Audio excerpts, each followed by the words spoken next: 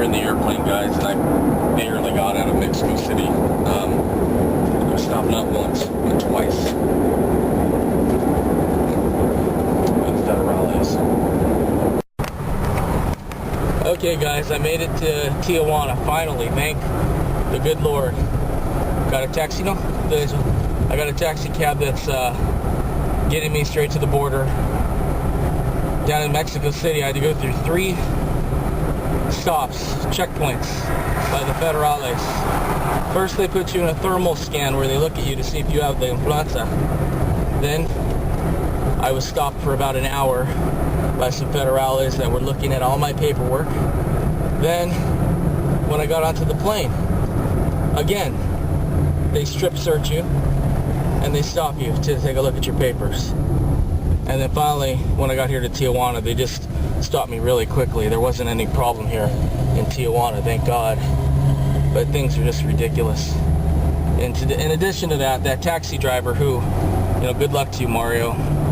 I had to give up a $1,000 gold piece of silver, actually a gold coin to him. I'll go into detail about that later, but the thing is, I'm almost here, I'm almost safe, guys, so police is policemen, is that corruption, is that everybody wants some money, no work, no job, is that easy money, everybody. The problem, the narco traffic, is the police, the narco traffickers say, the police, you let me work or I kill you. In Tijuana is every day. In Tijuana, nobody police in the streets, but he have a scare, So tourists come once and then they don't come back. Yeah. Because it's too difficult. The tourists never come back to Tijuana. He have scare. I am Cornelio Padilla, taxi driver, airport, Tijuana. Regarding the influenza, what did you say? It's not true. It's not true. Why? Why do you say that? In Tijuana, in Mexico, say the government say that drugs is legal. The people change the words. Is that influenza is same in Italiano is gripa. Gripa. Only gripa. No. Nobody dead. Nobody, no hay muertos, nobody dead. Yeah, you know what they did in Mexico City? They closed down all the businesses. Yeah, I know, for the economy is down. Tourism down. Yeah, everybody down. In Tijuana, no close cantinas, no close discotheques, no close nothing. Restaurant, only the people don't come in Tijuana. It's terrible. Yeah, terrible. The people right now is today everybody is finished the influenza is crazy. Today they say, hey, no more influenza in Tijuana. Okay. I was just telling the taxi cab driver here about it. Mario was a good guy, but I ended up having to, basically I ended up having to give him a gold coin worth probably $600 to $700 to get out of Mexico so I wouldn't have any problems, because there were some issues with paying him, and I'm hoping he's gonna use it to buy a new taxi cab.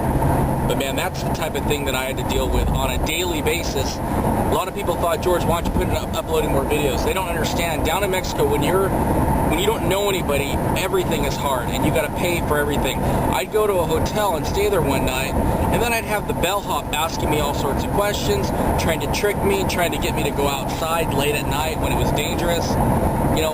I had to change hotels so many times because people there are constantly trying to find out how much money you are so they can get their friends to kidnap you. I mean, that's what I think. If you talk to Mexicans down there, they'll say that's a big lie, but I can tell you from hardcore experience, guys, I've been down there, I've lived it. It's not safe, and it's not safe for a pure reason. They're really suffering down there. I mean, these people, the costs are expensive.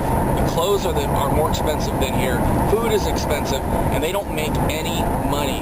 And with this whole influenza outbreak, that supposed outbreak, they are suffering even more because tourism is down 50%. All the restaurants, businesses were closed down in the city.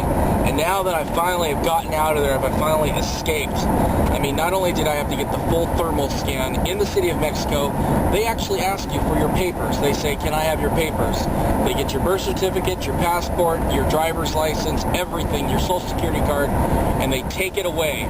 And I had no idea where they took it for about an hour, and I had to wait an entire hour, and they interrogate you. They ask you what you're doing there. Are you on business? Are you on pleasure? Who's your friends? You know, it's super intimidating. And then, you know, you almost get to the point where you're crying, and you get past that, and you finally get past that. They're patrolling up and down the gates where people are trying to leave Mexico. The federales are standing there right at the gates to intimidate you. I mean, these guys are jackboot bugs. They're wearing the big boots, all black. I mean, they look scary. And then as you board the airplane, guess what? I got picked out again to do a full search on me, and once again they held me up for about a half an hour looking at all my paperwork, and I tried to explain to them that they just looked at my paperwork, so I had to go through the whole process again. Thank God when I got to Tijuana, they were a little bit more easier. They did stop me, but only for about five minutes. Everything's totally out of control there. Right now I'm feeling I don't want to go back to Mexico for a long, long time, and I think you guys can understand why. It's just not set up. They're not set up, especially with this whole influenza outbreak. So this is George signing off. As you can see, I'm in San Diego, and I'm going home. Thank God. It's been a really hard 5 or 6 days.